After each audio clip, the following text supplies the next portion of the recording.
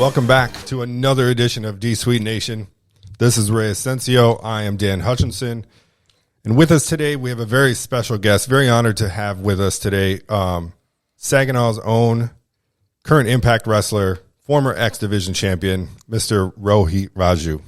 The jaw-jacking, Thursday night impacting. His mother called him son because he shines like one. Mocha-skinned manimal, almond Adonis, Lex Luger himself, ravishing Rohit Raju.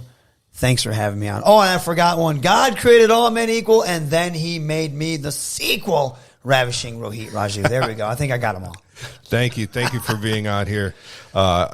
We've been dying to have a wrestler on our show, so we really appreciate you being here today. Thank you. I appreciate it. As we catch Ray taking a drink of Mountain Dew. He was trying before you could have added something to that instead of looking at me. First, never mind. I ain't swearing today. I want to know, Dan and I want to know how you broke in the business. Always been a fan of professional wrestling. Loved it as a kid. But back in the day, it was the land of giants. So, you know, I'm obviously, even sitting between you two guys, I'm not a giant guy. But I've always... I'm 100 times tougher than him, though. Go ahead.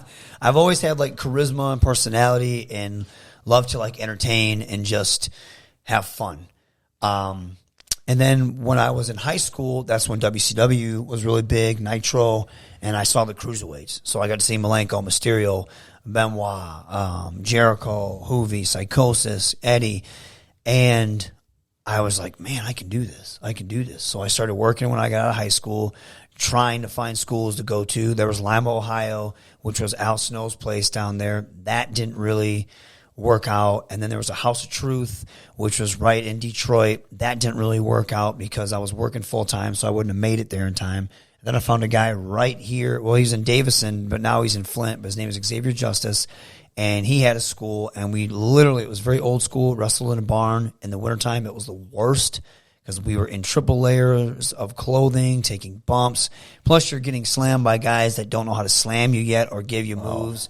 And so, man, it was brutal. But it was worth it because I love it. And I picked up on everything really quick. And then afterwards, when I got cleared, I started to go down to the House of Truth, learn from Truth Martini and those guys down there and just get, you know, a refresher on things and learn new things. And then years later, there was a group of us that wanted to know a little bit more because you always want to go to like the seminars and camps and stuff like that to learn from people that are way more experienced than you. And then Scott D'Amore said, hey, you guys can come up to Windsor, the Can-Am dojo, if you guys ever want to come up there. So we started going up there. And that was like head and shoulders awesome above everything else. And so really just trying to own our craft, perfect our craft. And to this day, if there's like if I'm in the area and there's a school that a well-known wrestler, a way more experienced wrestler runs, or even not, if it's just somebody I know, I want to go to it because you're always going to learn something new. And that's the goal, especially with professional wrestling. It's always evolving and you want to evolve with it. Okay. I have a lot of questions. I'm going to kind of be all over the place. Yeah. Generally, we like to start from the bottom and work our way. I'm just going to go all over the place. One of the things that I noticed, now, I mean, I'm not going to tell people how old you are, but I know you're not a spring chicken. No. But no, what I want to know is, after all those years of wrestling and all the injuries and everything that you have to go through year in and year out for years, I can't even imagine the kind of toll that takes on your body. You look like a 22-year-old kid walking in here. What's the secret? To be honest, that's half of it's genetics. Okay. My mother always looked young before she got really sick. My dad still looks young. And then I take care of myself. I'm in the gym every single day. Yep. I try to eat very clean. I can't eat like I used to because I would eat like a whole cake and just bags of chips at night. But I would never gain weight. I was a hard gainer. But now I really take my diet very seriously. And I used to drink a lot, not like alcoholism or anything like that, but I like to party. And I stopped day drinking. I stopped doing a lot of that, especially during COVID. And my body reacted to it real well. And then I didn't look back after that. And a lot of people were like, dude, you look in great shape. And instead of going to the gym 4 days a week, I go almost every day. And today will probably be my only day off. And then I'll go again tomorrow and I'll restart it. And I feel like I'm not a spring chicken. And I feel like if I stop doing anything, I'll turn to dust. So I have to keep going. And if I'm not doing something, that's when the aches and pains start to hurt a little bit more. Sure. And I've always been doing something. When I was younger, I did Wing Chun Kung Fu for like 10 years. And then I did like mixed martial arts before that got really huge, when it was really starting to get the boom. Then professional wrestling. Always weightlifting. I used to power lift, so I was always trying to lift heavy. And that just, the wear and tear on my joints, and now taking bumps over and over again every single weekend, it does. It hurts, but I just try to take care of myself. I stretch. I do some DDPY. Cool. Yeah, Diamond Dallas Page Yoga. Yeah. All right. And I just try to take care of myself, because if not, I feel it. And I know my body will let me know if I'm not taking care of myself. You got to start doing something. So, and I want to be good when I get in the ring, and I want to be okay and healthy when I get in the gym as well. Who was your first opponent in your first professional match, your debut? Who was your opponent? How did that turn out? How'd that match go? I can't remember the opponents, but it was what they call a captain's fall match, and it was kind of like Survivor Series-ish.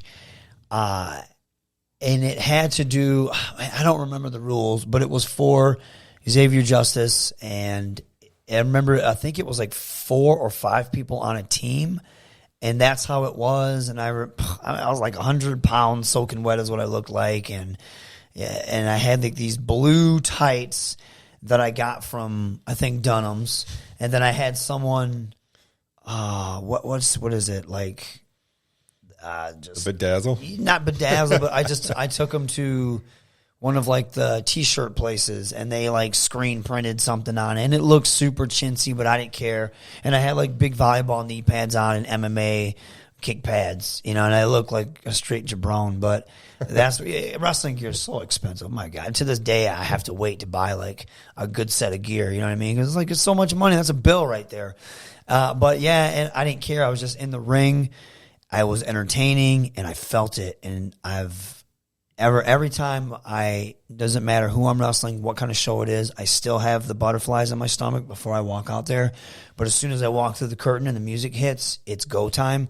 And that's when I become Rohit Raju, and it's the best. It is like the best feeling. I escape reality for 15 or 20 minutes, and in that world, I control it. And it's the best. It's the best thing ever. I love it. Have you ever had to shoot on somebody in the ring, or have you ever got shot on? I did get shot on, but I won't say who it was. Right, it was a well-known wrestler, and the guy was so weak, I couldn't tell if he was shooting on me or not. I kind of figured he was, and then when I called him out on it backstage, he instantly clammed up, because I told him, I was like, hey, if we got a problem, you need to say something. You need to talk to me about it, because there's wrestling and then there's being a man. You're going to come to me like a man. We got a problem. Oh, no, bro, no, blah, blah, blah, blah, blah. You know what I mean? And I just wanted to kick the crap out of the guy after that. And then the next day he was very nice, and we had to do a singles match. And then I remember there's another guy and I've always stood my ground. I don't take that stuff. And a lot of times if you get shot on, what he means by shooting to somebody, tries to stretch you out for real or punch you or beat you up for real. And a lot of times if someone hits me hard or tries to stretch me hard or something like that, they have what they call a receipt. So that means it's coming back to them. So you give as good as you get. And I remember there was a guy backstage, a former WWE wrestler, nobody like super popular, but you would know him if I said it.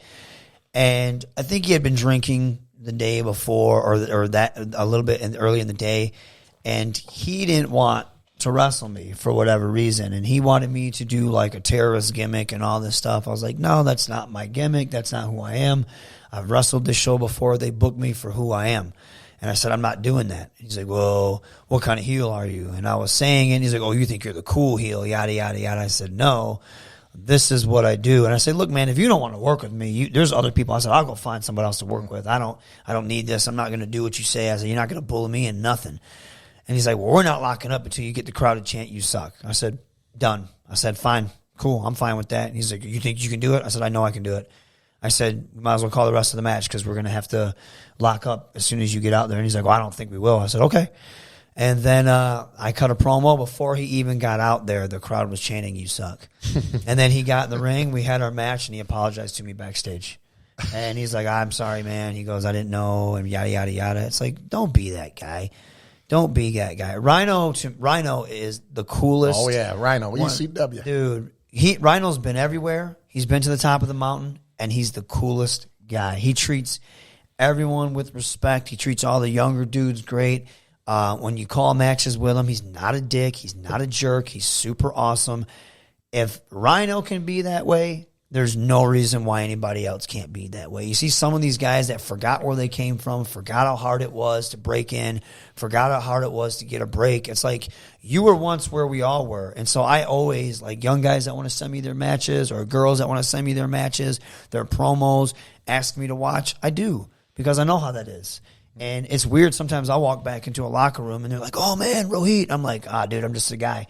Should I shake my hand like anybody else? I'm still trying to make it an impact. I'm still trying to eat at the head table. But you're someplace they want to be.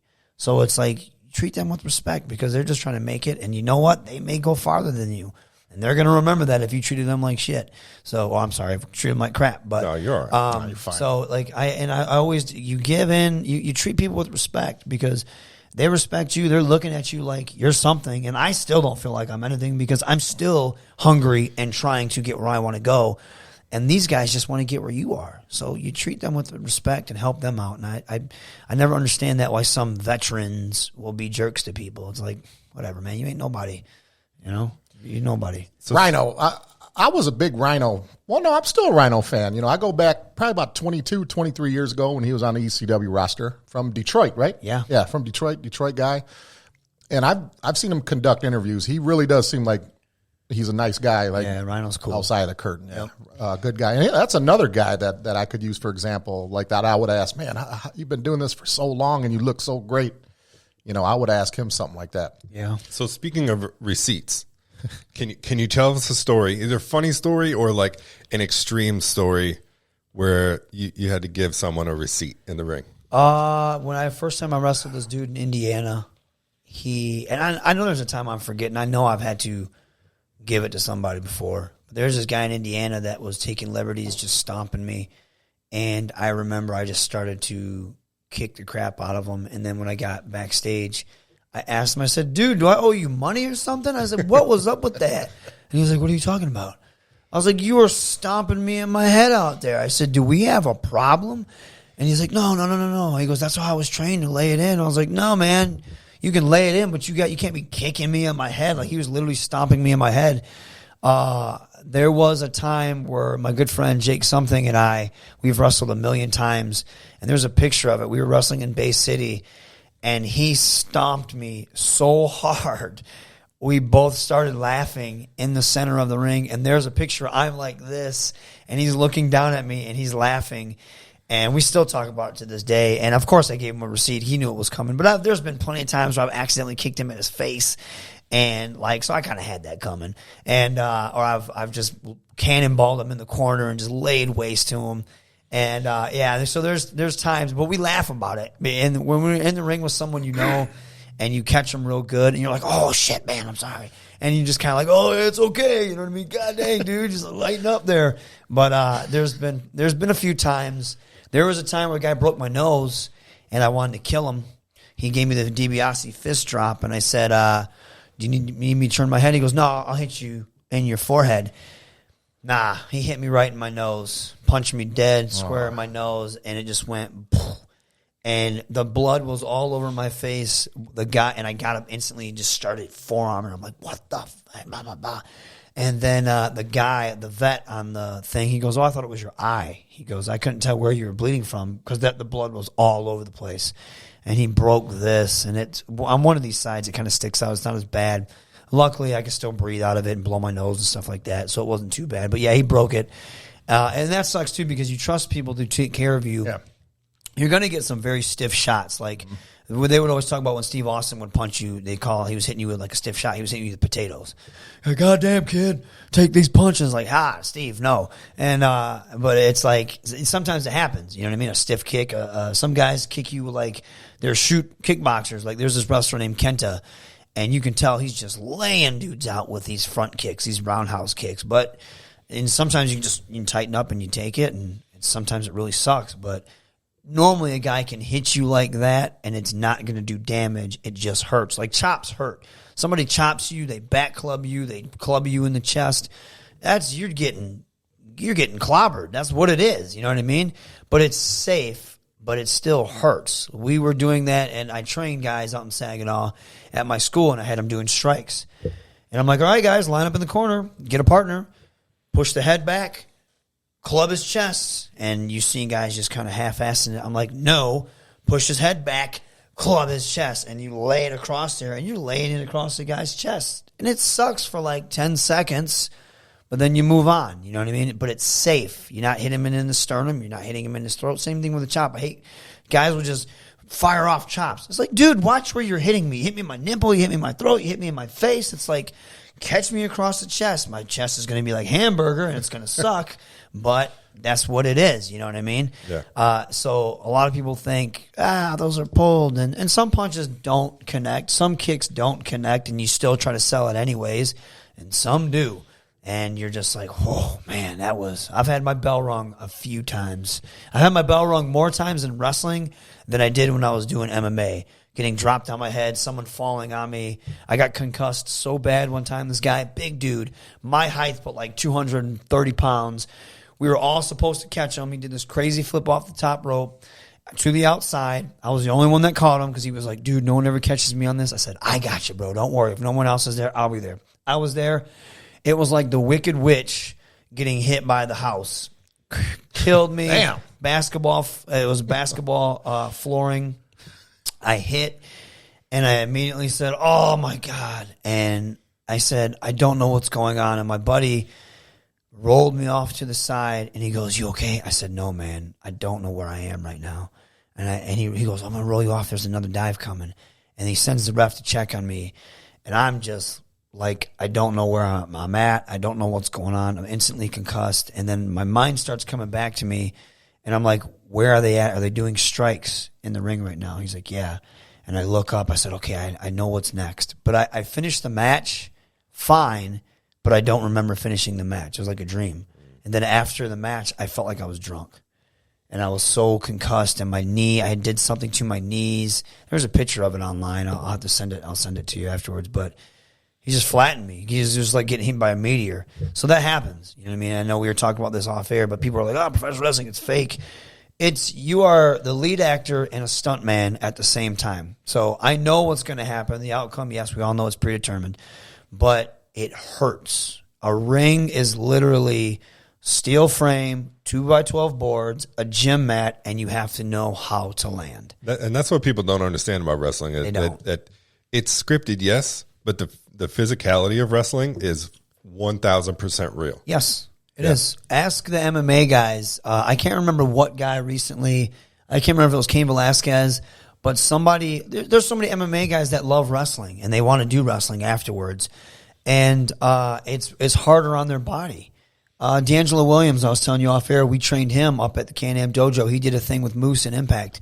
D'Angelo was a running back, played in the NFL. There's no way I could go put on pads and do what he did. But when we were training, he couldn't do what we did. He was complaining about how hard it was on his body. That's just hitting ropes, taking bumps. It's that aspect of it is real. When you get slammed, it's real.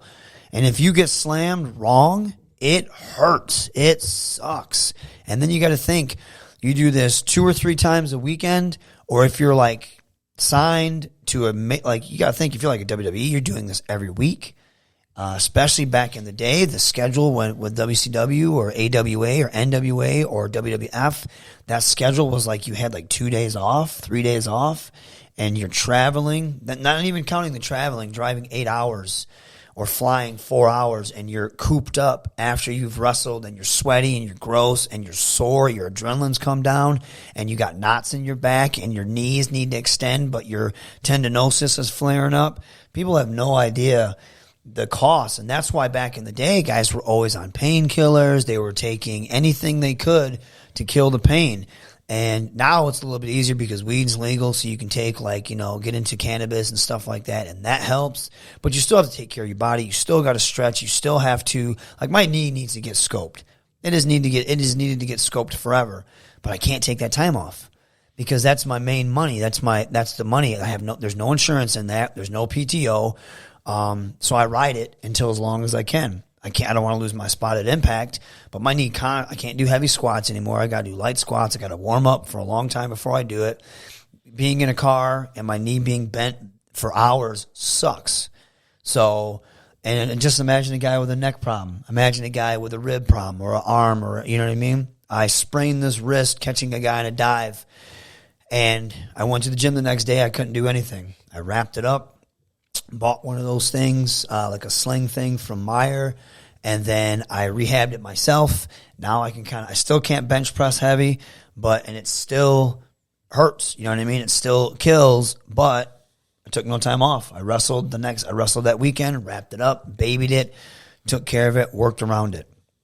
There's no time off. You know what I mean? And I think that's the difference between someone who's going to make it in wrestling and not make it in wrestling. The guys that are willing to push themselves and push their body through all that and push past the pain and work through the pain instead of just saying, hey, I'm hurt. I can't wrestle tonight. Yeah. That's the difference between someone who's going to make it and someone who's not going to make it. Yeah. And another thing too, with wrestling, it's a very lonely road. I don't want to say isolated or alienated. I've done this on my own. Marriages crumbling, friendships crumbling. I've missed birthdays, anniversaries, funerals because of wrestling. And especially now that I'm with Impact, where that is my money, I will be gone for a week. And if your birthday falls on that week or the anniversary falls on that week, I'm sorry. And it's a selfish road, but you do it alone. And then two, you're out there wrestling guys in underwear. Like when you look at the concept, I'm out there oiled up wrestling dudes play fighting in underwear is what it boils down to. Being somebody I'm not.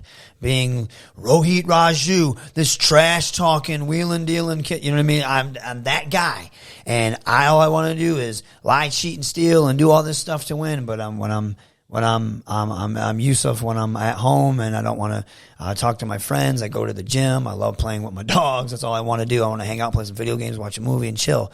But when I'm out there, that's what I have to be, and it's kind of selfish, and you miss things. But that separates the guys that are going to make it and not, because you're hungry. And then sometimes you will get those people that understand that, and they support you regardless, and they're going to be there for you when you get home. They're like, hey, how was your show? How was this? But it's not for everybody, and it's a whole different world, and it's like nothing that I've ever experienced before. Let's get back to the work punches here, because I've been wanting to ask you this now. I saw an interview one time with I can't remember who was talking, because I watch a lot of wrestling podcasts. Matter of fact, those are the only podcasts I listen to. Other than my own, I only listen to wrestling podcasts, nothing else. I can't remember. I think it was Jim Cornette. He said he was talking about Ricky Morton. Back in the NWA days, 89, 90, whatever. Ricky Morton one time told Nikita Koloff, he said, hey, man, Scott, can you do me a favor? Yeah. He said, what's that? He said, the next time we're out there, do me a favor. Just make a fist and just punch me as hard as you can, because your work punches are killing me. Yeah, that's right. And now you were talking about the chops earlier. Ronnie Garvin, to me, those open hand chops. God. I watched a cage match years ago with Ric Flair. I don't know if it was War Games or Starrcade. I can't remember. So long ago. He chopped Ric Flair. I'm not shitting you when I say this. Probably 25 times in a row. Hands down. Open hand. Yeah. Now, Ronnie Garvin was known as the Hands of Stone. Yep. Okay? And that's not a gimmick. No. According to Arn Anderson, he said Ronnie Garvin would be the only, he said, other than Ron Simmons, he said Ronnie Garvin would be the guy that I would not want to get punched by in a real fight. Yeah. Because, like you said, he's small, but he really had stones inside of his hands. Yeah.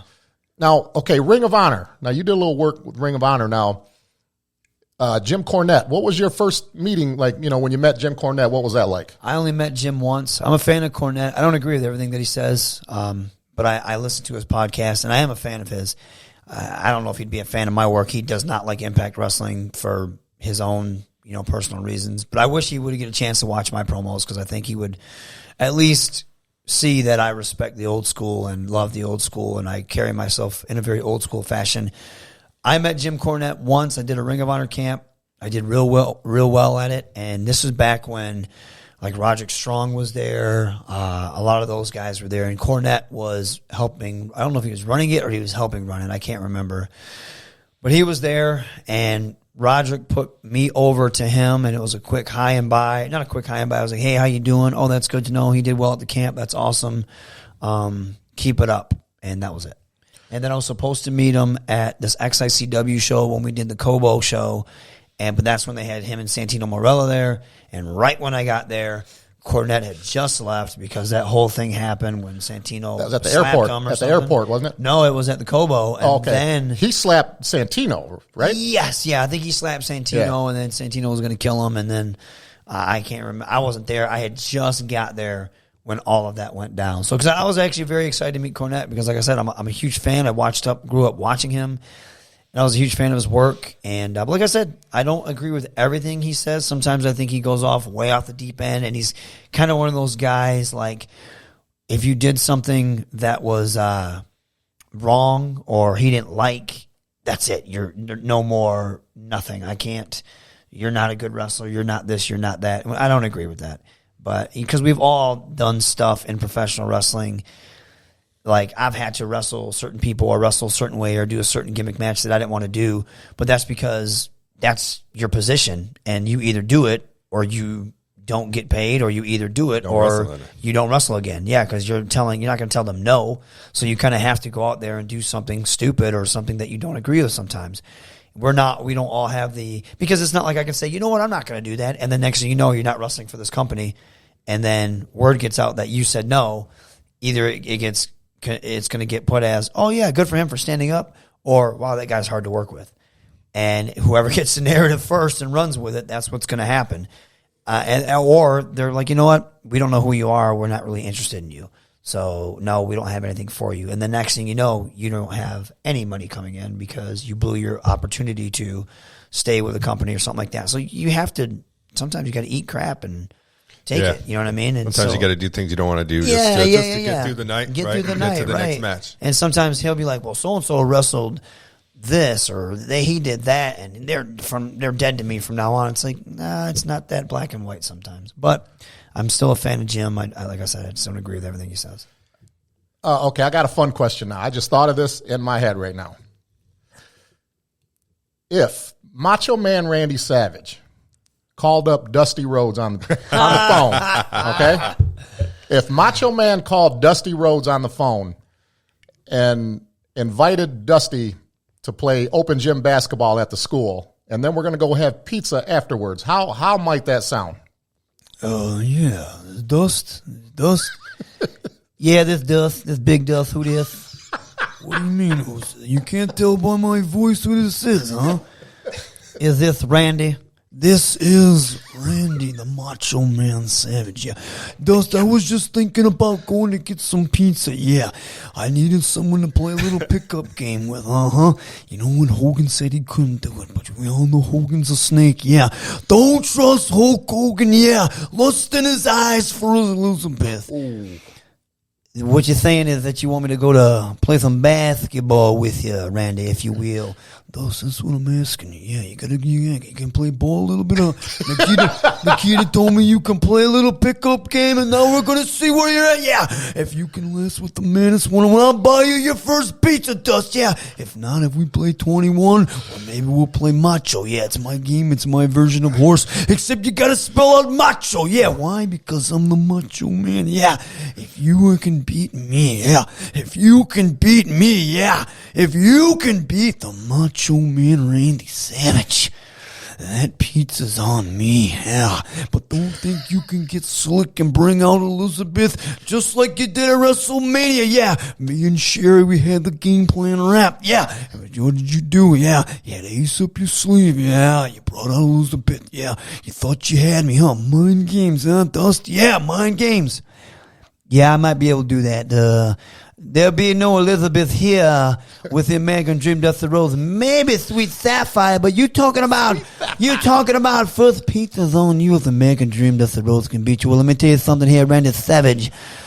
Make and Dream got a really nice hook shot. My number gonna be 33 like Kareem Abdul-Jabbar, daddy, if you know what I'm saying. Silver Tongue talking to you right now. If you pick up what I'm laying down, daddy. Hard times gonna be for you on the basketball court, if you will. All right, sounds good. 4 o'clock, Rec Center. I'll see you there. Yeah.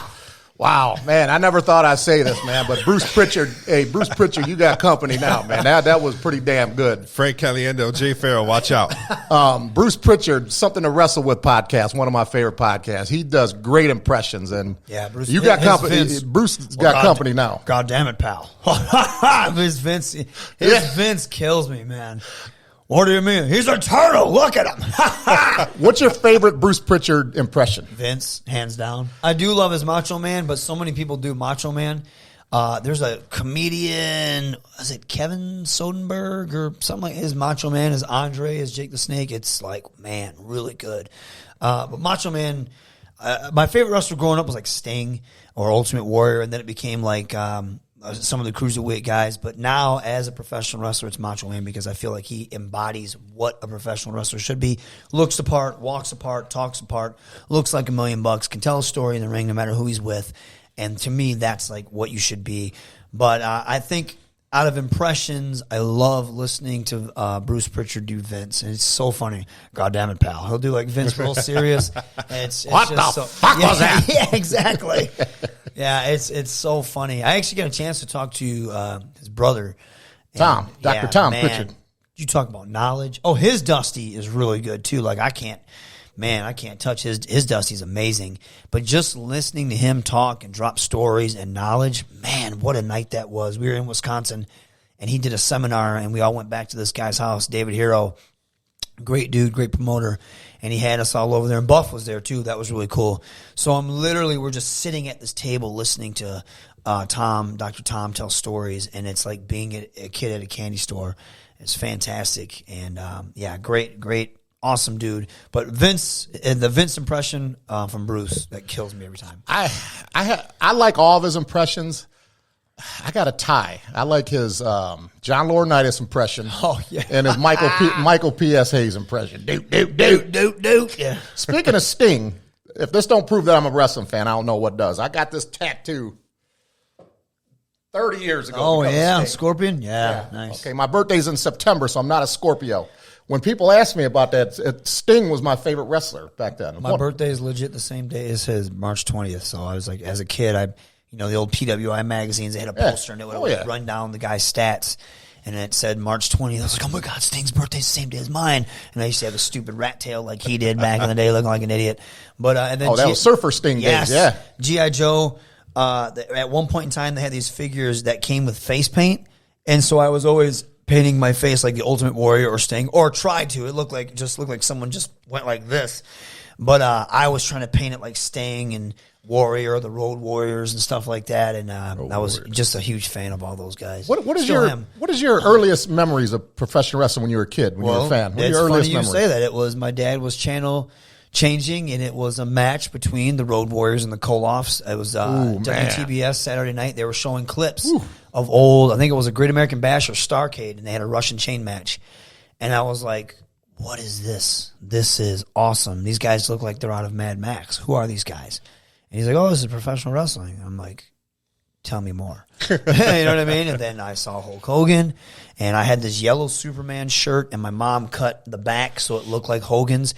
And I would literally have this gray teddy bear, and I would steal her tapes that she would use for school. I'm like, Ma, do you need this tape anymore? Oh, no, I'm done with that one. I don't need it. And I would record myself wrestling this teddy bear, but then I would do all the promos and stuff. Oh, there he is. He hit him with an elbow drop. My God, Jesse, can you believe it? Oh, Vince McMahon. You know what I mean? I would do stuff like that. Well, you know something, me, Gene. And I would do all the promos, and I would try and do all the voices. You got the Hulkamaniacs out there. And then I would just wrestle. He hit him with the leg drop. It's over. 1, 2. Oh, he kicked out. Jesse, can you believe it?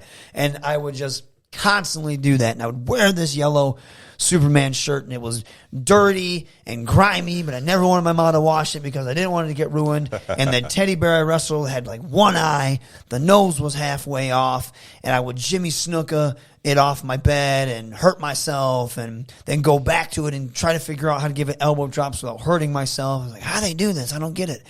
And then when we would go to shows when we were in high school, we would wait for the wrestlers to come out backstage, and I would cut promos on them while they were walking to their car. And they, of course, they would ignore you. But I was sitting there doing Dusty Rhodes, or I'd be sitting there doing Nephew Nikita, my nephew Holy Nikita, shit. you know, and like Magnum TA, U.S. title. You know what I mean? I would be sitting there doing Nikita and Ivan. You're Ivan. That's the best impression I've heard yet. You're Ivan Koloff. Holy cow. You might have another gimmick as just impersonating other wrestlers. Man, But that was that's a what perfect I Ivan would do Koloff. that's what I would do as a kid. I would just sit there and watch them and be engulfed. And like now as a wrestler, I walk around my house cutting promos, talking about, you talk about, you know, that I'm not man enough. I'm not big enough to wrestle this guy. Let me ask you something. Does he have 2 arms? Why, yes, he does. Does he have 2 legs? Yes, he does. Does he have a big fat head sitting on top of his shoulders? Well, yes, he does. What's your point? My point is, you just described a man. And every time I look in a mirror, I see a man staring right back at me. So why should I fear him? You know, and I'd go off and I walk around my house and I use this. And that promo could be used on anybody bigger than me. You know what I mean? It could be used, and then the way I inflect my tone, if I'm cocky about it, I'm being a heel. If I'm fired up about it, I'm being the baby face. So I literally driving here, I'm thinking to myself, I got a promo I'm going to cut tonight against Ren. Am I going to be a heel or face? Hopefully I'm a heel. And, you know, how dare you start this show, and I'm the trainer at this school. This is my school. And all of you people are here, and you didn't wipe your feet, and you're going to have a show here in Saginaw, Michigan, without his hometown star? You know, I know I'm getting flown to Nashville. I know I'm getting flown to Wisconsin, but I'm here this weekend. I'm here, and you put me on this little poster when the poster should just be me, because let's face it, I am the TV star. I am the one raking in the money, and everybody else is learning. I'm the sun, and just like the sun, everything revolves around me. You know what I mean? And then I'll be like, well, I don't have a match, and if Ren's like the babyface tonight, Ren comes out looking like $1 million, and hopefully he'll be like, you know what, you want a match? I got it. I'm right from down the road, yada, yada, yada. But if not, if he's the heel, he'll come out Dawg and Saginaw. I'm like, oh, no, you ain't going to talk about my hometown like that. Then I come out. It's easy. It's Shakespeare. It's you know what I mean? It's good guy, bad guy 101, but it's how you do it. And, man, when you get it going, I need to beat you, Rock. When you get it going, it's the best thing ever. My favorite feud is either Dusty and Rick or probably Austin and Rock. Yeah. That was a good one. He said, Toronto, baby. Rock's here. What does he say? Faster than a bull, stronger than a buck. The greatest thing to hit Toronto because the Maple Leafs suck. Man, the Rock, Hollywood Rock, that's the best thing ever, man. That was my favorite That's time. his guy. That's his Dude. guy. The Rock and Steve Austin. Yes. And Bret Hart, my all-time favorite wrestlers. Big fan of the Hart Foundation. Big fan of the Road Warriors as well. Oh, yeah. Well, yeah. But dude, that awesome. that Attitude Era in WWE was when I was full engaged in wrestling. That's when everybody The Rock, was. Austin, Degeneration X. Yes. Loved that. Loved that. You put an S in front of Hitman, and you get exactly what I think about Bret Hart. Like, man, it's so awesome. Like, you can't, to this day, wrestling's cool, and it's getting that, spike again because AEW is, doing really cool things, and Roman Reigns right now is on fire. Finally, they just kind of let him be Roman Reigns, and when you take the handcuffs from somebody and you just let them breathe, that's when you get their best. And now Roman Reigns is just, he's that guy that is attracting people that aren't wrestling fans. And AEW is kind of doing that too, and that's what you need. You can have your hardcore audience, but Steve Austin, The Rock, NWO, Hogan turning heel, that attracted people that were old school wrestling fans or weren't wrestling fans, and they were like, I have to see, what is this all about? And we were talking off camera, it's like Star Wars. When Star Wars introduced Grogu to the Mandalorian, people were like, oh my God, this baby is adorable. Or people were like, wait a minute, this is a baby Yoda? I hated the sequels, but let me watch this. Watching the show just for that character. Yeah, right? exactly. Yeah. Wait a minute, Boba Fett showed up? Wait a second. You tell me Luke Skywalker showed up? What the hell? And next thing you know, you get all these people that either A, weren't Star Wars fans, but they are now, or B, used to be Star Wars fans, but were turned away because of, where it went, but now you brought them back because, and that's what wrestling did. Austin did that. NWO did that. CM Punk coming back recently kind of did that. Roman Reigns is doing that. John Cena returning for that hot second kind of did that. But you know what I mean? But it's like, to me, that's what I want to be. How do you move the needle? You can move T-shirt sales, but how are you moving the needle as far as ratings and bringing people in? But that Attitude Era, that did that. Yeah, that was it for me. So let's talk about the X Division Championship. I'm going to pull up the roster here. Go ahead, Dan. Yeah, pull them up. What was it like getting the opportunity to get that belt, and then what was the feeling when leaving that ring with the belt over your shoulder or around your waist? For the longest time in Impact Wrestling, I was eating crap. I was getting pinned after being I was nobody. I was just a job guy. I was just a guy that was what they call a good hand, that could go in the ring, make other people look good, and also make myself look good. But it was nothing. Rohit Raju, that's why I was wrestling in the Indies as Hakeem Zayn, because Rohit Raju had no value. It had no meaning. It was nothing. I was nothing there. But I worked hard. I didn't complain, and they saw that. And next thing I know, they're like, hey, you're going to be X Division champion. And I thought it was a rib. I thought it was a joke. I was like, there's no way I'm going to be X Division champion. You guys are messing with me. And it was something I've been waiting for. And then I won it. And when I won it, it was unreal. I still didn't believe it. And when I got backstage, people were there waiting for me. They were congratulating me. And it was one of the best feelings ever, because I love professional wrestling so much. I want to excel at it so much. And people recognize my hard work, and they were happy for me. And man, what a feeling that is when your peers are happy for you, that you got a little bit of success. So when I won the X Division Championship belt, the pressure was on, but I was ready for the pressure, because I was always like a tiger that's been caged. And I was just waiting to run, and I was banging my head up against that door, and finally they opened it. And it was like, I can go. And I ran. And I had so much fun as X Division champion. It was the first time I finally got to show that I could talk. I changed up my entire game. I started wearing like Rock 98 stuff, really flashy shirts, shades, just being over the top, obnoxious. Like, you can't tell me nothing now. Like, I was nobody before, but now I'm that guy. And now you can't tell me anything. So I was super over the top and obnoxious, and people loved to hate me. They still do, which is pretty good. It's good.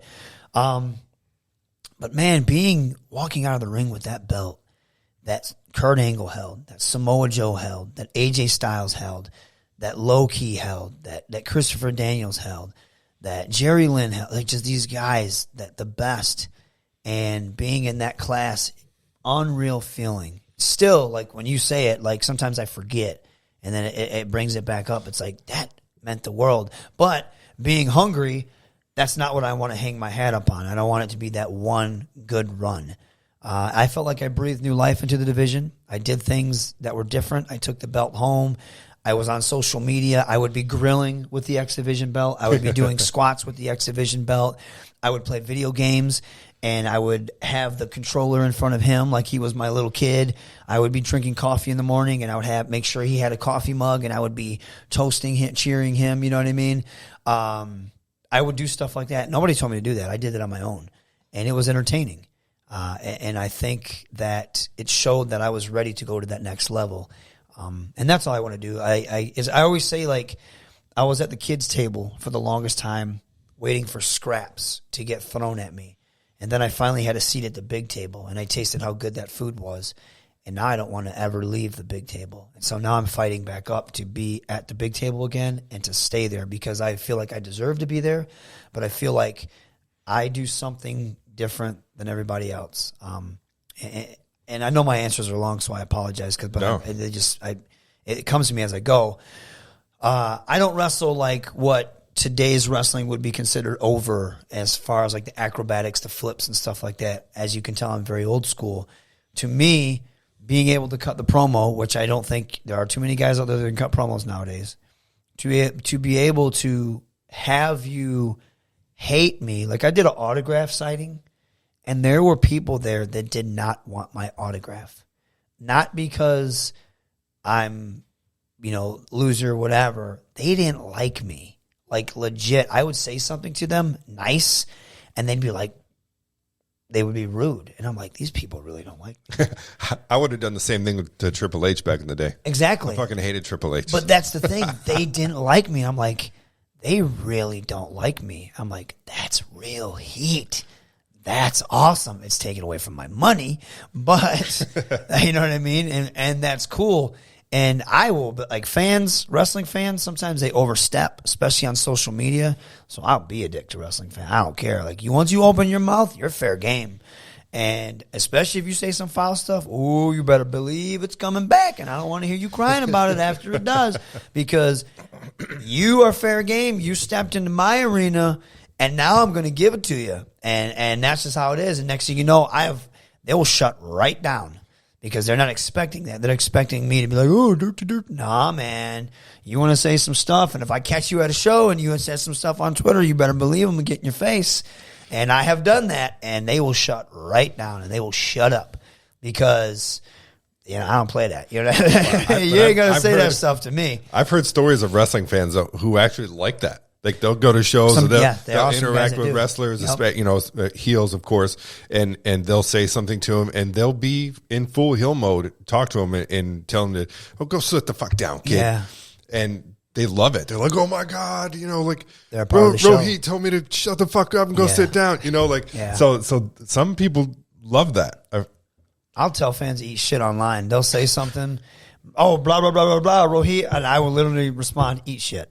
Like, seriously, you can eat shit.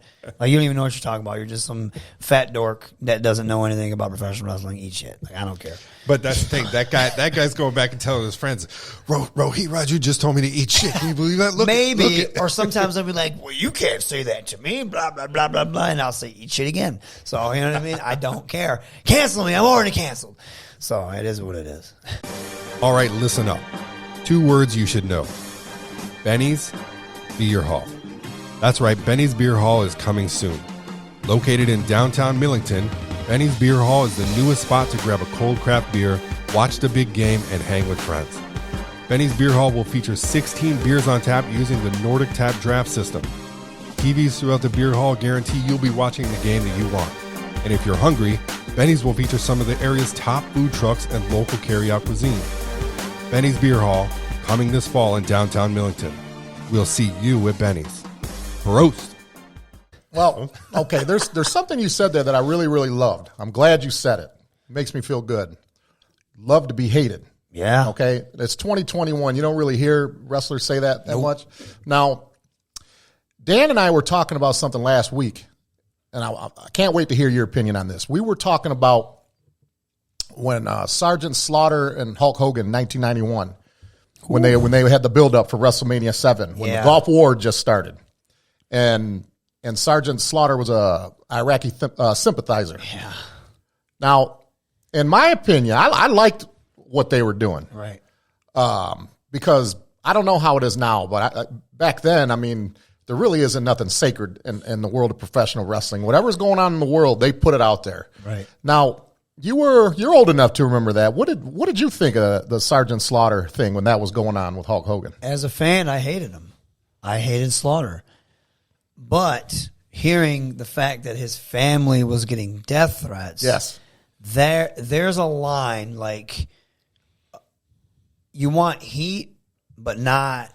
I mean, that's good heat. That's real good heat. But I don't want my family or anyone I love or my well-being to fighting someone's one thing, but someone trying to kill you is another. Like, then it's like, yo, man, you need to chill out. You know what I mean? Not the wrestler, but you need to realize, like, you can't be doing stuff like that. Fans got to realize they can't be doing stuff like that. I've seen fans, because, you know, it's such an open forum now, like social media. I'll see wrestlers say stuff like be anti-vaxxers or something like that. Like, I don't care what you think about what your politics is, what your religion is, I don't care.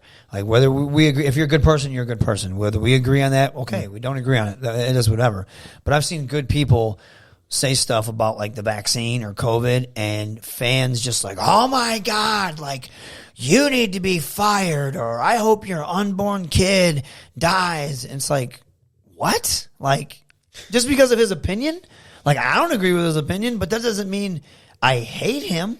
Why don't you try having a conversation with this person? And that's that whole where there's a difference between calling someone out for, like, bad stuff, like sexual allegations or rape or something like that, And then there's a difference between trying to cancel someone because they don't agree with your opinion politically or whatever. That's like overboard, overkill. You're trying to get somebody fired. You're trying to crucify them on social media because they don't agree with your political view or vaccination or whatever. That's stupid. That's too far. And that's like, to me, that's the new type of heat, but it's real heat. Like Slaughter, that wasn't really Slaughter. But fans taking it overboard, saying they want to kill him, that's like, no. But that's that new style of heat where like people have an opinion and they're like, well, I hope your unborn child dies. Like, what? Why would you say that to somebody? And that's what I was asking. That's crazy stuff. I was making that comment to Ray, and I said, the decision makers that made that decision to say, okay, Sergeant Slaughter, you're gonna do this, right? Don't they think about like this is so over the top and so edgy? Like, do they not think about like how that's gonna affect his personal life out of the ring? I wonder if they do. I wish I could have been a fly in the wall. Now how come like it's okay to do that in a movie, but how come like on the professional wrestling stage it's sometimes not okay? Why isn't it okay? See, I think the lines were blurred back then because you were trying to wrestling was trying to portray itself as real. But now we all know it's pretty much what it is. Like, I don't like to reveal all the magic tricks because I don't want to go to a magic show and know everything. You know what I'm saying? I still want to believe and have questions and wonder things.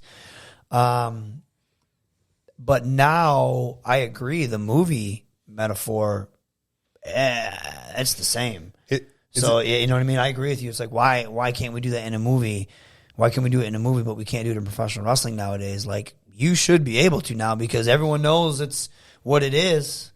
It's entertainment. It's still sport in a way because you got to be athletic. But yeah, I totally agree on that. We should be able to. But do you think it's because you don't change characters in the next match, right? Whereas movie character actors from movie to movie or show to show, they might be a character in this movie, but a different character in the other movie. You're Rohit Raju all 365, 24/7. So you're not changing characters. So do you think that's kind of where that lies, where it's like that's your persona and you carry that with you your entire career? Maybe. I honestly think the majority of it is a lot of people some people are legit offended and outraged for really good reasons, and they should be. Like, sometimes people do take it really far or it hits home with somebody, and that sucks, and it's not okay. But then there's also that large group of people that have false outrage, and they just want to have that power to complain about something and to have that power to change something they don't like. And I think a lot of times wrestling is an easy target for that because heels, like I see a lot of times too, it's like your status quo. I will see someone say, you're fat, this, and this. And everyone will be like, oh my God, you're body shaming somebody, or oh my God, you're saying this about somebody. But then professional wrestler B, who's more popular, who's more over, who's more beloved, will say the same exact thing. Wow, he's so edgy. Wow, he's so smart. Wow, he's such a good promo. And it all boils down to, I don't know this person, or I don't like this person, I'm offended, to I like this person's being creative. And it's a weird line, and there's really no, because I've seen people say some really horrific stuff, get a slap on the wrist, and now they're beloved again. And then I've seen some people say some really stupid stuff that they obviously didn't mean, but they said it, and it really bothered a lot of people. And it was very stupid that they said it, but now you don't hear from them again. Why is that? You know what I mean? And I don't think it boils down to, maybe some of it boils down to you're that character all the time or something of that nature. Or I also think it boils down to people pick and choose what they want to be offended by, what they want to witch hunt, and what they don't. And I don't think that's right at all. If it's good for A, it needs to be good for B. If it's not good for A, then it can't be good for B. You can't have both. Yeah. You can't give this guy a slap on the wrist and then totally cancel out individual B and when they said something very similar. That's not fair. And I think a lot of that is going on nowadays in wrestling, but also media, entertainment, or the world in general. I'm not the same person I was 3 years ago, let alone 10 years ago. And I know I've said tons of stupid stuff and stuff that I'm very ashamed of and feel bad about. But I also know the majority of people have, because we're human and we say stupid things, we make mistakes, but the goal is to learn from it and not do that again and become a better person mentally and physically. And I don't want to hurt anybody. And I feel bad if I say something stupid out of anger or out of ignorance. I don't want to do that again, but I have done it. And I probably will do it again because there's tons of things that I am ignorant to, especially newer stuff. And I don't mean anything by that. And I know a lot of people, there are scumbags out there. Definitely. There are scumbags who got caught and are scumbags and should be canceled and should not have a place in, professional wrestling or acting or whatever. But then there's those people that are just dumb or loud or silly and say things or do things that they shouldn't and don't mean it, but they do it because oh man, I'm just trying to be funny, or I'm trying to get a rise out of somebody. They slip and say something stupid one time. Yes, and next thing you know, their life is ruined. I don't think that's fair because you aren't as good. Just you make mistakes too. We're human. We make mistakes. Right. And if I'm pretty sure I can go in your past and dig up things and be like, whoa, you said this 10 years ago. You need to be crucified or whatever. It's not fair. We're dumb. Right. You know what I mean? We make mistakes. It's not fair to try to take away someone's livelihood unless it is that serious. Then they deserve to have their livelihood taken away. When it's repetitive and proven. Yes, right? exactly. But don't cancel a kid in college, right? They're playing college sports because he sent one stupid tweet 10 years ago when he was a sophomore in high school. Exactly. There has to be some boundaries and some reality to the situation. We're human beings. We're going to make mistakes. Dan and I are perfect examples to that. I'm going to add to what you just said. We don't have we disagree on a few things, but that doesn't mean that I think he's a horrible person or he thinks I'm a horrible person. Exactly. He's one of my best friends. Now, there was something I wanted to talk about when we were talking about heat, and we were along the lines of that Sergeant Slaughter thing. Now, I'm speaking as a fan here because obviously I'm not a wrestler, so I can't speak like a wrestler. So I'm going to speak as a fan. And if there's anything out of line what I'm about to say, it'll be edited out. I'll leave that up to you to decide. But this is what I would love to do if it were up to me. Because I've always wanted to be a heel. If I was ever a wrestler, I would want to be a good heel. I think I would probably do decent promos, but one of my ideas that I would have, like a time like today, and again, if I'm out of line, this will be edited. What I would love to do, I would do this voluntary. You don't even got to pay me for this shit. I'll do it voluntary for free. Just buy me a beer or something afterwards. I don't care. Anyways, I would love to take a couple of my buddies or whatever, or wrestlers or whoever, minorities, okay, whether it's Mexican, I'm Mexican, okay, whether it's Mexican or Asian or African-American, whatever. I would love to go to a town, I'm just going to throw a random town out there, a town like Murfreesboro, Tennessee, okay, or Athens, Tennessee, or Kentucky somewhere, eastern Small Kentucky. Town. One of them Smoky Mountain towns. Yeah. Hick towns. Yeah. Thank you, Dan. I would love to go out there with a Make America Great Again hat with my flag, everybody cheering me. Yeah, he's on our side. Yeah. Yeah, carry my flag and all that. Have him with me or somebody, whoever's with me. Then I would talk on the microphone. I would get them going, cheering for me like I'm a baby face, like I'm on their side. I would have him or whoever go into the ring and get the garbage can that's under there. And I would light that Trump flag on fire right in front of everybody and burn it right in front of everybody. I'd take that hat, spit on it. That's what I would do. I'm not trying to make this a political issue, but I'm going to throw some world stuff out there like the way that it used to be. Right. Because I would love to be hated. Love to be hated. That's a page straight out of New Jack's playbook right there. Yeah. Right here. Yeah, New Jack. What he was doing in Smoky Mountain, the way he talked to them hillbillies down there, I loved it. I wish I could have been a part of that. But that's what I would do. That would just be one of my ideas. Now, I want to play one-word association with you. I got the roster. I'm not going to go over the whole entire roster. But I'm going to say a name and just say the first thing comes to your head, okay? Okay, let me see. First name here. I take my glasses. When I read, I have to take my glasses off. That don't make no sense. I know. Okay, first name, Chelsea Green.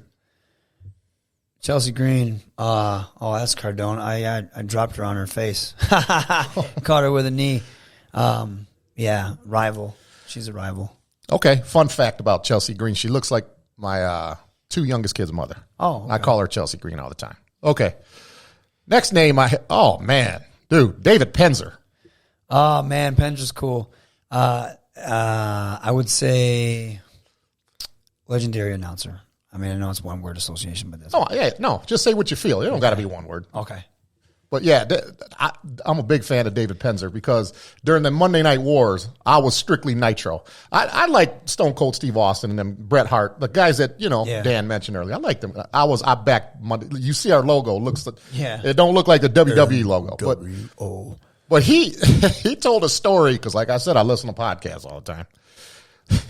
That story about Paul Orndorff and Van Vader getting into a fight back. So, look, God rest their souls, both of them. Okay, and it's just funny the way he explained it.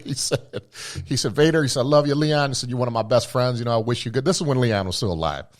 He said, I wish you all the best. He said, but for you to say that Paul didn't hurt you, he said, when you came out of that room, he said, your face literally looked like it exploded. Yeah. I heard he whooped them pretty good. Yeah, David Penzer. Yeah, he's one of my favorite. Great announcer. He's Penzer's cool because he'll watch me cut promos, and he's a big fan of mine. And he always talks about how good my promos are. And if anyone would know, it would be him because he's been around. Okay, some of the best. Here, Dan will appreciate this name. I love this guy, D'Lo Brown, man. D'Lo Brown. D'Lo. That's the man right there. D'Lo's good people. Really good people. Although he hates on my clothes sometimes, but all in jest. D'Lo's awesome. D'Lo, man, you talk about a guy that can work. I mean, he's like a consummate professional in professional wrestling. And I don't know him personally like you do, but he just seems like he's just a cool ass guy. He was one of those guys where like he wasn't a superstar, but he wasn't one of those like, who's that guy in the ring fighting The Rock? Like he was that guy that he just, like you said, he worked. Yeah. Like you knew his name. Yeah. He would put people over. Wrestle really fucking good all the time, and just a very respectable name. He's a very large man too. It's weird because when you see certain guys like that, and you got to think they've been like Billy Gunn as well. Billy Gunn's huge, huge catcher's mitt hands. But when you saw them back in the day, they never looked like large because they were always in the ring with like Mark Henry, Triple H, The Rock, who are also large individuals. Yeah. But then when you actually see them out in person, you're like, these dudes are giants. Like, what the hell? D'Lo Brown was like the smallest member of the nation. Yeah, and he's huge. He was backstage as an agent, and D'Lo's just a giant guy. Same thing with Billy Gunn. When I first met him, I was like, God dang, this guy's here. I shook his hand, and his hand was like this. It was just like his giant paw, and he's just jacked out of his mind. He's like 6'5" or 6'4" or something like that. Now, just a large dude. D'Lo's like, he's really intelligent. Like he was like in New Jersey, he was I don't know the word I'm looking for. He was some kind of accountant. He was an accountant. Accountant. He's smarter than you, Dan. Smarter than me. He's kind of smart. It might not look like it because he fucked up 10 times earlier, but yeah, D'Lo, one of my favorite guys. Okay, here's another one here. Father James Mitchell, formerly known as James Vandenberg in WCW. Cool dude, been doing his gimmick forever and does it better than anybody else could ever do it. Yep, I like him. Okay, here's an interesting one. Gail Kim.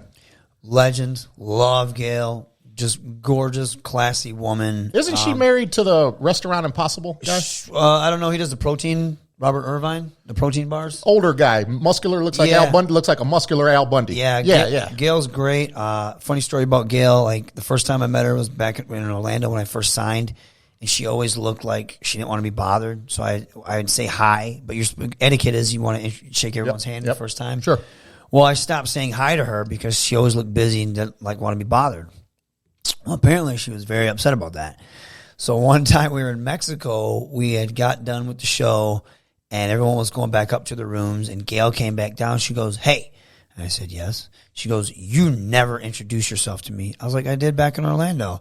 She's like, you never say hi to me when you see me. She goes, that's very rude. I was like, I'm so sorry. I said, it honestly, I always thought you always look like you never want to be bothered. She goes, no, you better say hi to me every single time. Well, I said, I will. So the next day, I couldn't find her, and she was upset. And I was like, Gail, I looked all over for you, and I couldn't find you. And so every time, that's the joke. Now when I see her, I say hi to her. I give her a big hug. And Gail has also been one of my biggest supporters from the bottom to where I am now. She would always say how good I was doing, always paid attention to my work, and she would always cheer me on and tell me things that I need to do. Absolutely love Gail Kim. Class act, gorgeous lady. 10 out of 10. Gail's the best. That's cool. You know what's funny about that? Dan will get a chuckle out of this. I've accused him a lot, like, because we talked during the week about the show. Mm-hmm. And God bless Dan's heart. He always has to deal with I'm usually complaining on the phone. Always cussing. I'm like, what? Why? I'm like a Mexican Jim Cornette when I'm talking to him on the phone. But I've said to him a bunch of times, like, he'll answer the phone. Oh. And then I'll present something about the show. Oh, okay. What am I fucking bothering you or what? What do you mean? Okay, what, did you just wake up or it's 4:00 in the afternoon? You know, that kind of reminded me of that when you were talking about Gail Kim. Now, Heath.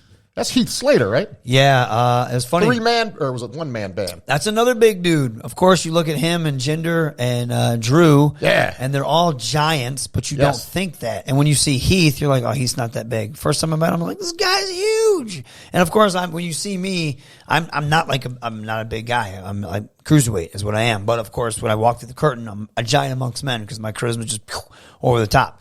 But Heath is legit a big guy. I had to. I remember when he came in, it was before I had my X Division run, it was my job to help him put him over. So he comes out at, I think it was Slammiversary, first time there, hops the guardrail, had no fans, and he's talking, and I get to interrupt him and talk shit to him. And it was so cool because I didn't know how he would be. I was like, oh, he's coming from WWE. He might not want to do anything with me. He might be kind of weird. He was cool to everything. We sat there and talked. He thanked me the entire week for doing that for him. Totally cool dude. Awesome individual. Nice guy. He's great. If I could ask Heath a question, I would ask him, let me see, it was WrestleMania. It was one of the WrestleManias where The Rock wrestled John Cena. So it would have been like 28 or 29 or something like that. And Flo Rida was there, doing entertainment for the people and all that. And Heath met him backstage. Now, Flo Rida, he's not a wrestler. He's big, but he's not a wrestler. Right. So I would ask Heath, man, what did that feel like when he threw you through that mirror? Because Flo Rida very violently just threw him hard as hell. Probably launched him, yeah. Yeah. That's what I would ask. Oh, God, this guy here. I don't know if he's a friend of yours. Josh Matthews? Josh Matthews. He's Josh Matthews. He's very by the book, does his job. Doesn't get really too personal and stuff like that. Josh usually do a quick hi and bye. If he needs something, he'll ask me. If I need something, I'll ask him. And that's, the relationship there is strictly work. Conan. K-Dog. Cool dude. The first time I met him, seriously, I was like, man, Conan looks like he can kill somebody. Like, he looks like he has connections. Conan's a great dude. Love his advice. He'll watch my stuff. When I won the X Division title, I hadn't seen him in a long time. He tagged me, congratulated me, said it's about time, better late than never. Man, felt good. I listened to him, his podcast, Keeping It 100 with him and Disco. Yeah. Disco. God. I listen to that sometimes. He drives me insane because he's constantly cutting people off. And but Disco, he's a nice guy, what he seems. I got a chance to meet him. He was really cool. Love Conan, love his contributions to the business, love his promos, and any advice he ever gives me, I listen to it. I take it. Now, earlier we were talking about the... Oh, I was going to say, no, go ahead. The cruiserweight division we were talking about earlier. Conan, I was listening to Bischoff talk about this on 83 Weeks, another one of my favorite podcasts. He kind of left Conan like in charge of like doing the recruiting as far as like the luchadors from Mexico. The guys you mentioned, Mysterio, Psychosis, Silver King, El Hector Dandy. Garza, a lot of them guys. Who are you to tell El Dandy? And El Dandy, I remember him. He had good hair. Conan was kind of responsible. He left him responsible bringing all them guys. So he's a big reason why the cruiserweight division. Oh, yeah. And he was a good heel too. Yep. Okay, I got a couple more names here. Mickie James, one of my favorites. Awesome. Mickie James, great, good people. When she got there, super nice, super cool. Another gorgeous, classy lady, and can still go in that ring. And it's cool to see her and Deanna tear it up. I had a huge crush on Mickie James. She's great. Oh, I lady, still man. do. Yeah, I still do. Awesome. Now, okay, I wanted to say these two for last because I'm a big fan of both of them. Now, I'm a big fan of the women's division. And it's not just because they're good looking, but no, I actually enjoy watching them perform, their promos, everything. Jordan Grace and Rachel Ellering. I love both of them. I love both of them. What do you think of them? Rachel's the daughter of Paul Ellering, by the way. I just met Rachel. She's really nice, really cool, really good in the ring. Jordan, I've known since she's got there. Good friends with her. I love Jordan. I like being in the ring with her at Bound for Glory when she was trying to take my X Division Championship belt away. Jordan's awesome. She's an entrepreneur. She is a go-getter. She's awesome in the ring. She has a certain intensity about her. Power lifter. I love checking out her lifting videos and the stuff she does. She did an OnlyFans where she does like bikini. She lifts in bikinis and stuff like that. It was like top 3%. So she's killing it, man. Jordan's doing her thing in and outside the ring. And like I said, I can't say much about Rachel because I just met her, but she was very nice and I liked her in-ring ability. And Jordan, I'm just a fan of hers, and I just like her as a friend too. So good people. Okay, real quick, legit badasses from back in the day that we hear about. Guys like Haku and all them. Who would be your top four? Haku is number one. I agree. Great Gama, who I was managing me when he was in Orlando. Him and Haku are really good friends. Okay. And Haku came in and just came to the show just to talk to Gama. I shook Haku's hand. And it was just like another catcher's mitt style hand that you could tell he was really tough. I'm really good. I just met Hikuleo, one of his kids, and I love that dude. Hikuleo is really cool. He's Bullet Club. He's like 6'8" or something like that. Really cool dude. Tough guys. I'd probably have to say Brody, Haku, Hansen, Paul Orndorff. Was it Haku, Hansen, Brody, and Paul Orndorff? So if you want four, I'm sure there's a lot other, way more. Back then, those guys are all just tough. I would say, just offhand, I would say Haku, number one. And then I don't have 2, 3, and 4. They're all going to be tied for second. Haku, Ron Simmons. Yeah. Harley Race. And Ric Flair. Oh, hell no.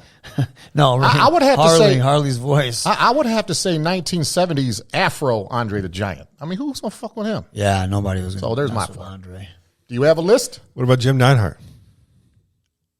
He could kill me in less than 3 seconds, but he's not. I don't think he would be in the category. I don't know. I mean, I'm just going by the stories I hear by the guys that have seen these guys in action. He looked like a biker type dude you wouldn't want to mess around with. Yeah, I wouldn't mess with Bob Holly either. No, Bob Holly looked like he'd beat you up.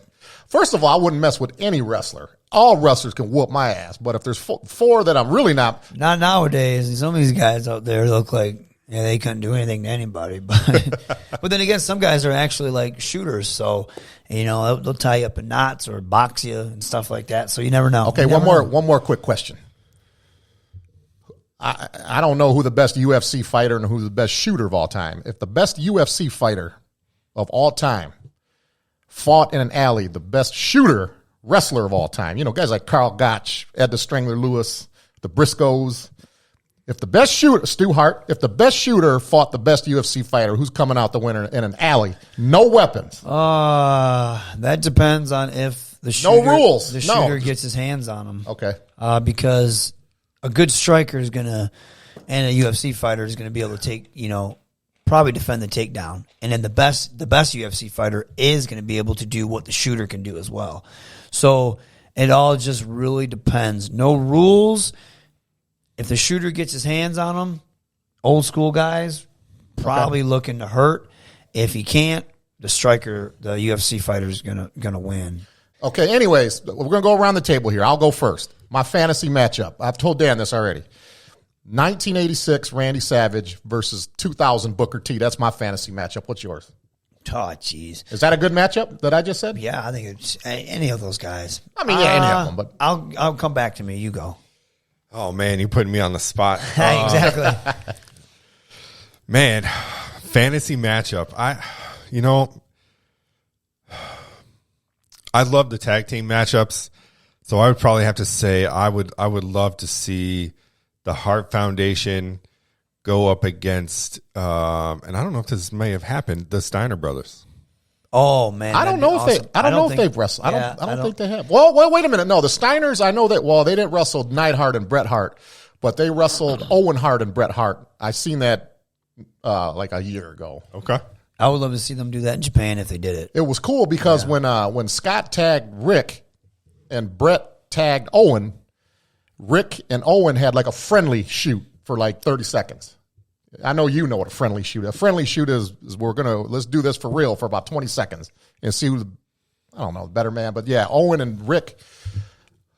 Owen, tougher than you think. Owen was definitely ahead of his time and awesome in the ring. And it sucks. Like, it's some guys you have to die to get the credit that you deserve, and it sucks that people like Canyon, they just did the Dark Side of the Ring episode on him, and everyone's like, "Oh man, he was great. He was great back then." And just people don't pay attention to that. I liked him when he was Mortis, and I was a fan of the Jersey Triad with him, DDP, and Bam Bam Bigelow. I always liked Canyon. Yeah, Canyon was great.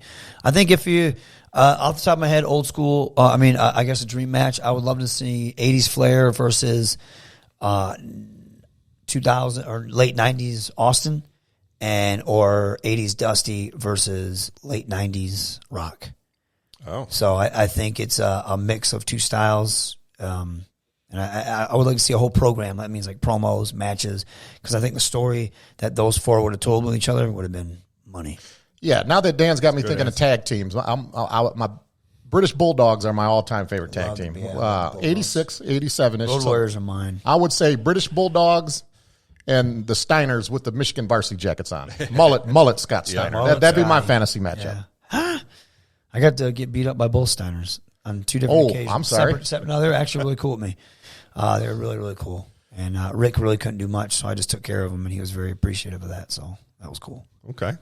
All right, so before we get out of here, I want to give you the opportunity to talk about your school. Yes. Dragon's Lair, right? Dragon's Lair Pro Wrestling Academy, and I have the address. I got to look that up. It is 3771 North Michigan Ave, Saginaw, Michigan, 48604. It is the Save-A-Lot Plaza in Carlton, Michigan. We used to be in Bay City. I've been wrestling for 12 years. I have about almost 10 students now, which is really cool. It's crazy, man. Some of these guys, not an athletic bone in their body, watching them grow, hitting ropes, putting matches together, taking bumps, doing moves, and looking good while doing it. Everyone has a long way to go, but they've also come a long way. I love passing on knowledge, whether I'm helping people lift weights, whether I was teaching Kung Fu, whether I was showing people how to grapple. I love it. Now that I'm doing it as professional wrestling, I love passing that on. I love passing on my passion to other people that have passion and want to follow the dream.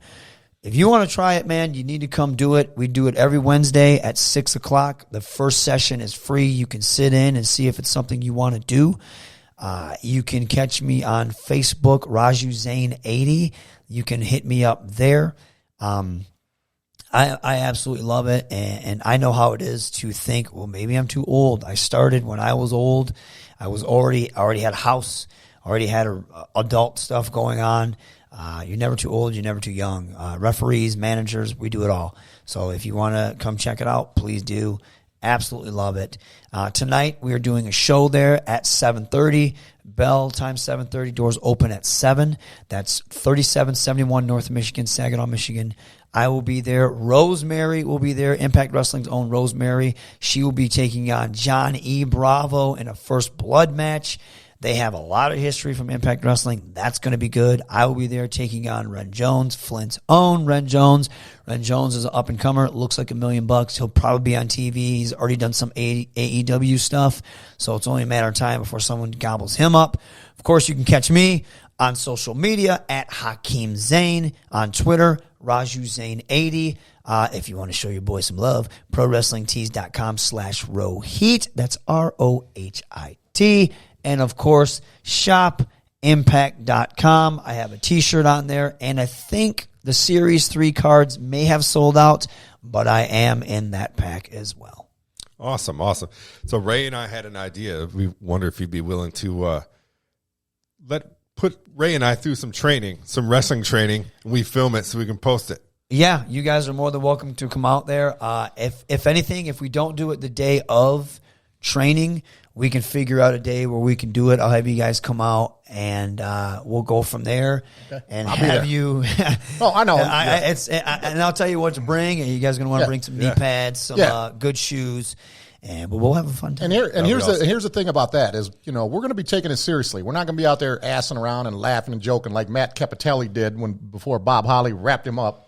But no, we're going to be taking it seriously and wanting to learn. I know I'm going to want to learn, but that'll be fun. That'll be something cool. I'd be Yeah, willing to do. if you guys are, and if and we'll figure out something, and we'll go from there. You guys are more than welcome to come check it out. That's awesome. That's awesome. I think Ren Jones is going to fuck you up tonight. Ren Jones, saying. wow! You mean you have me on your show, you butter me up to me, and then you're thinking Ren Jones, who you've never even seen before, and you know what? You know what kind of opinion what does my that hat is? say? Flint? Yeah. Oh, Yeah, geez, damn right. hometown. Who's on your show? You didn't even know who Ren Jones was until I told you. How do you know that? And How do you know that? What's he look like? I didn't know who you were 3 days ago until I seen you. I'm like, wait a minute. You know who I am now. Ren Jones. You know who I am now. And remember that. Remember this conversation when you come to get training with me. Give it to him. And you have Give it extra to him. push-ups. Okay. And you're like, hey, give me a second, I can't breathe. We'll see. And I'm going to be like, no, hit the ropes. Hit the see. ropes, fatty. Hit the ropes. I'll be there cheering on Red Jones. I don't care what you say. I hope you are. Yeah. Well, if He's got this. If He's the bringing steel- that. if he is laying on you and I go to hit him with the chair and I'll say, "Move, Ren," shit happens. Shit happens. Okay. Just letting you know. All right. Just We'll letting see. you know. I got Ren. With your new awesome. Who you jacket. got? You got With- Ren Jones or you got? No, I got my man Raju. Rohit back. That's Okay. right. Okay. He's Got won the me final over. vote He's here. won me Ben, over. Ben, who you got? Exactly. I got Ren. Who doesn't I have got the this? Flint hat Oh, out look at there. that. Look at where the shirt fits. Looking like $1 million. You're looking like 10 cents. Come on. You can't even compare. Ren does look like $1 million though too. But he has 2 left feet, so we're going to expose that tonight. Okay. All We'll right. see. Rohit, we appreciate you being here so much. Thank you, guys. It was an absolute blast. It was hilarious. It was a lot of fun for me. Thank you. I have a good time. I had a good time, and I'm sorry if sometimes I just talk and I go on and No, I'm used to it. okay. I can see that. I can see that. Yeah. Hey, if you ever need a couple valets, let us know. Valets or like managers, or you mean like valets? You guys know valets that you can hook me up with. No, Right. if Did you you ever make need YouTube? 2 valets, You guys would be managers. You would be valets. manager. Whatever Yes. you want me to do, I'm in. So Whatever I'm you not- want me to Security. do. Anything. Security. Like I said earlier, I'll do everything voluntary. Anything you want me to do, I will do. And I'm gonna go through. Now, this is real shit right here. I'm shooting when I say this. If you ever have a problem, like say there's like another promoter that is not in your business, but somebody or like some writer, like remember like the way Phil Mushnick used to be? Yeah. If you ever encounter any of those kind of people that are putting wrestling down or messing with your pocketbook, trying to get you out of business, please call me and let me know. I just want to know their names. And no, I'm serious. No, might wanna edit that out. listen. Did you see the name on that hat? Hold on. Listen. I'm telling you right now, people who put down the wrestling business, I'm talking about like writers mainly. I will look them up. I will investigate them. I'll find out anything bad that ever happened to them or their family, and I will put them on blast. I'm talking about people that put down wrestling because I don't tolerate that shit. So you let me know. That goes for any wrestler. They ever have any problem with outside interference, let me know. Yeah, I think it's not as bad. That's real as talk. It's not as bad as it used to be, but usually the internet, Yeah. you'll see it. Right. People will Let me know. They'll flame on them all day long. I'm so. shooting here. I'm not working. I'm shooting when I say that. I mean that. All right, you heard it here first. Ren's still gonna beat your ass. Oh, see, look at that. And he ruined All it. right, before Rohit kicks Ray's ass, we're going to get out of here. Like I say every time, if you like us, hit that like button, subscribe, follow. We will see you next time.